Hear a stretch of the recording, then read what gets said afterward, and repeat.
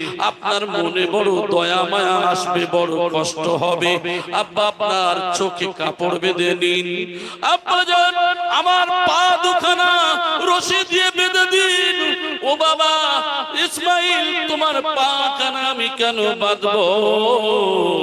তবে কি বাবা তোমার ইচ্ছা নাই? তোমার মনের ইচ্ছাটা কি বলো? হঠাৎ ইসমাইল আলাইহিস সালাম বললেন, পিতা গো না না, আপনার চোখ বাঁধতে হবে না, আমার পা বাঁধতে হবে না। এই কথা যখন ঘুরিয়ে বললেন, ও বাবা একবার এই কথা আবার পরক্ষণে এই কথার কারণ কি?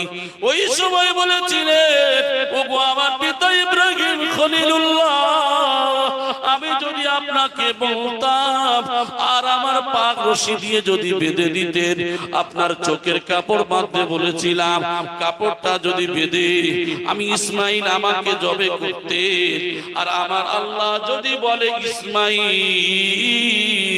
তুমি রাজি ছিলে না, তোমার জোরপূর্বক কুরবানি দেয়া হয়েছে, কাল কিয়ামতের ময়দানে আমি ধরা পড়ে যাব। না না, এটা হতে পারে না।